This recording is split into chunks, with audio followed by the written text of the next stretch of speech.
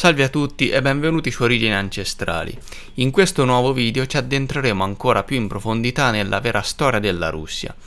Nel precedente video abbiamo messo a confronto i capitoli iniziali del racconto degli anni passati e del cronista russo. Quello che è emerso è una storia totalmente diversa della Russia ed in questa occasione andremo ad approfondire ciò di cui abbiamo parlato la volta precedente.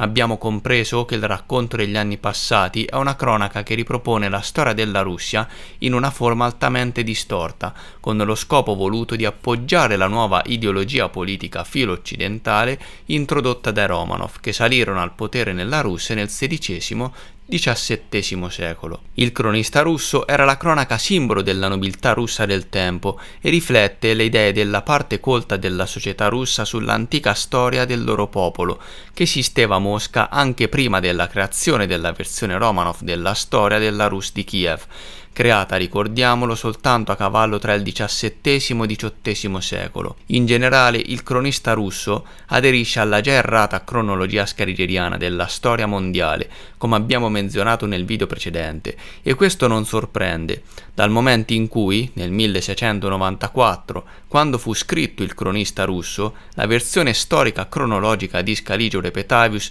era già stata creata ed implementata, anche se in relazione alla storia russa la versione del 1649 era ancora in uno stato rudimentale.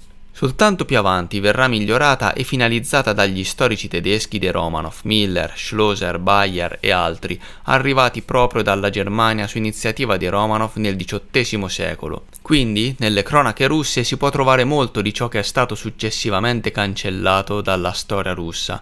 Questi frammenti sono molto importanti per ripristinare la vera immagine del passato della Russia. E ricordiamo che è importante in ambito storico ridare alla Russia il giusto ruolo di maggiore entità statale presente al tempo, capace di conquistare molte parti del mondo, prima che le casate nobiliari occidentali riuscirono a prendere il controllo e gettare questo periodo della storia nel dimenticatoio, mischiando le carte, perché molto si riuscirebbe a comprendere della storia documentata e che fino ad ora è rimasto volutamente un mistero irrisolto. Cambiando il paradigma, molti di questi misteri verrebbero in realtà portati alla luce e compresi. Gli storici hanno compiuto molti sforzi per trovare e togliere dalla circolazione gli elenchi disponibili del cronista russo. Oggi l'archivio contiene più di 25 elenchi mai pubblicati, ad eccezione di alcuni estratti. È perciò una fortuna che uno degli elenchi più importanti del cronista russo, e cioè il libro del vescovo Metodio di Stavropol e Astrakhan, sia finito in una collezione privata.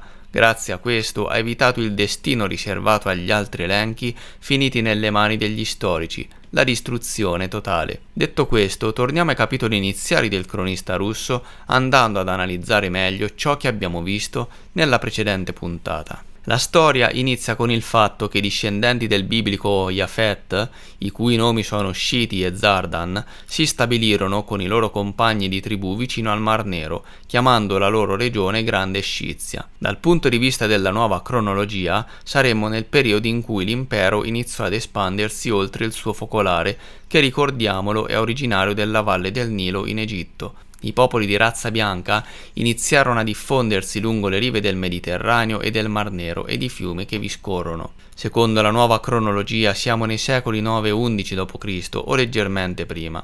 La parte più settentrionale delle aree coperte da questa distribuzione venne chiamata Scizia o Grande Scizia, e questo nome lo ritroviamo anche presso i greci, che erano soliti chiamare la regione settentrionale del Mar Nero Grande Scizia, per cui il cronista russo sembra confermare questa opinione. Il dizionario enciclopedico Brockhaus-Ephron riporta: già nell'Iliade i mungitori di cavalle sono menzionati come abitanti della Scizia.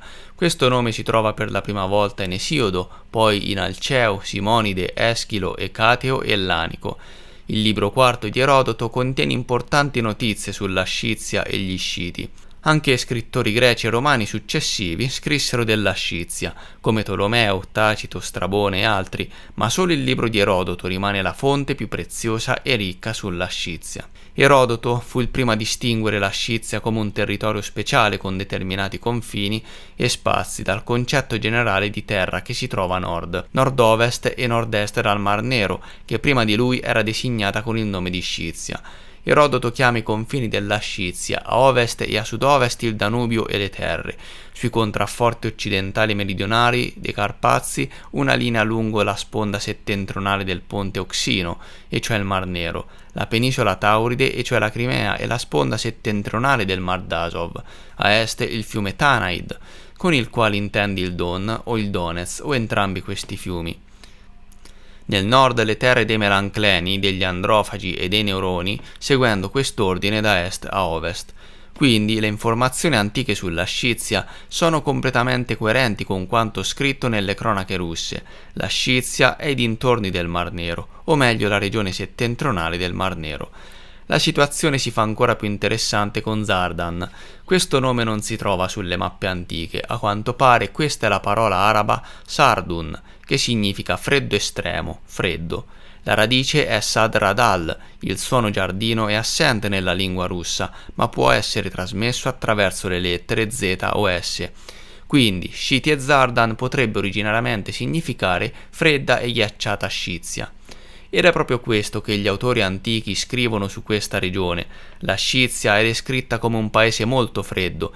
Il clima della Scizia sembra molto rigido a Erodoto. L'inverno dura 8 mesi, il mare e i fiumi gelano, le persone attraversano in folla il Bosforo Cimmero, lo stretto di Kerch, sul ghiaccio come se fossero a terra. Il poeta Ovidio, nel presunto I secolo, soffriva il freddo scitico. Secondo lui, qui i capelli d'inverno si congelano e si trasformano in fili ghiacciati che suonano quando vengono agitati. Questa possibile origine del nome Zardan presuppone un fatto interessante che in molte occasioni Fomenko e Nosovsky hanno dichiarato: molte parole e nomi russi antichi sono basati su radici arabe. Ciò è pienamente coerente con la ricostruzione in chiave nuova cronologia, secondo la quale l'arabo fu una delle prime lingue dell'impero russo dell'Orda create artificialmente. Fu utilizzata durante tutta l'esistenza dell'impero come lingua della scienza, delle iscrizioni sulle armi e lingua del Corano. Nella Russia, infatti, la lingua araba era utilizzata dalla nobiltà fino alla metà del XVII secolo.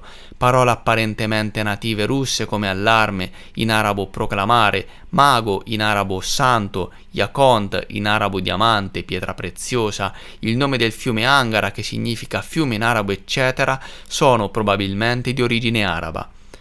Tornando alla narrazione del cronista russo, si apprende come nel corso del tempo i discendenti di Jafet divennero angusti nella grande Scizia e tra loro iniziò una guerra civile.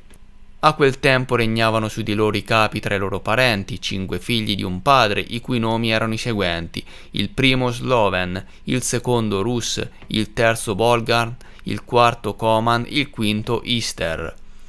Sloven e Rus dissero questo: l'universo è limitato al luogo in cui viviamo adesso, mettiamo da parte l'inamicizia e il disaccordo che ora stanno accadendo tra noi a causa delle condizioni di affollamento e alziamoci, andiamo, separiamoci da questa terra e dalla nostra generazione e andiamo dove Dio ci conduce.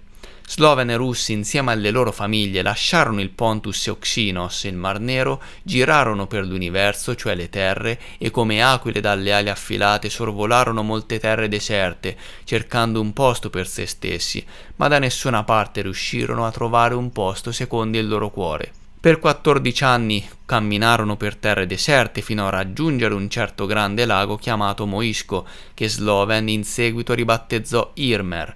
Poi lo sloveno più anziano, con la sua famiglia e tutti i suoi subordinati, si stabilirono sul fiume chiamato Mutnaja, poi ribattezzato Volkhov. Quindi il cronista russo riferisce che tra i discendenti di Jafet, Bolgar, Koman e Ister rimasero a vivere intorno al Mar Nero. Sloven e Rus partirono da lì e andarono alla ricerca di un nuovo luogo in cui abitare. Lo riuscirono a trovare soltanto dopo 14 anni di peregrinazioni, sulle rive del lago Moisco, ribattezzato in Irmer da Sloven. Ma di cosa si sta parlando in questa cronaca?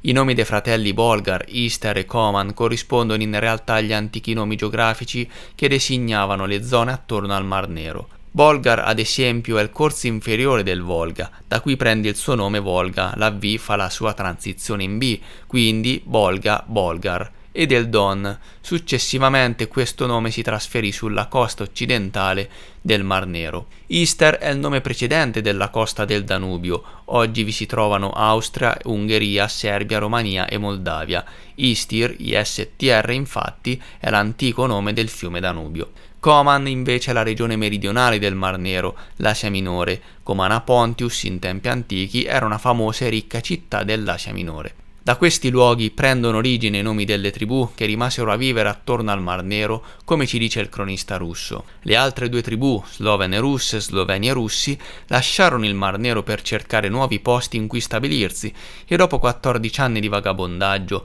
lo trovarono sulle rive del fiume Mutnaja e del lago Moisco, ribattezzato Irmer. Ed anche questi nomi, probabilmente, sono di origine araba. Moisco deriva probabilmente dalla radice araba ma, che significa acqua, quindi questo nome dato al lago significa semplicemente acqua, lago. La stessa cosa vale ad esempio per i fiumi come il Don, che significa semplicemente fiume.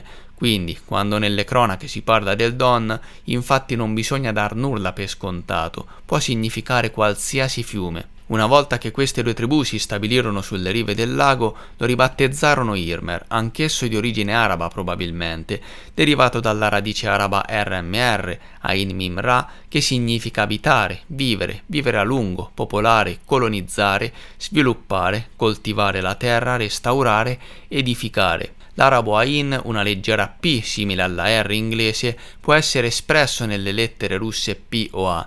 Il verbo arabo della quarta razza del presente, yurmiru, corrisponde alla radice indicata e significa lui popola, padroni. Il sostantivo Irmar che ne deriva corrisponde esattamente al nome Irmer. Nell'arabo moderno significa restauro, costruzione di un edificio, ma secondo le regole generali della lingua araba potrebbe significare insediamento, sviluppo, colonizzazione. Dalla stessa radice deriva la parola araba ramar, Ain Mim Alef, e che significa terra coltivata su cui sono eretti edifici e case. Quindi sloveni e rus popolarono le rive del lago, iniziarono a costruire, coltivare sulle terre alluvionali e per questo motivo diedero a questo lago il nome Irmer. Proprio sotto la foce del grande lago Irmer costruirono la prima capitale, fondando Slovensk la Grande, l'odierna Kostroma. Bene amici, per oggi è tutto. Abbiamo iniziato a comprendere qual era la vera tradizione storica della Russia prima che venisse sostituita dal racconto degli anni passati ed abbiamo capito che l'odierna Kiev non fu affatto la madre delle città russe,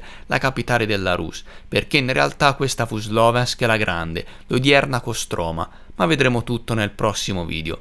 Intanto vi ringrazio come al solito per essere stati con me a guardare questo video. Se vi è piaciuto lasciate un mi piace per supportare gratuitamente il canale, commentate e se non lo avete ancora fatto iscrivetevi azionando la campanella per non perdervi i futuri video. Grazie ancora e a presto.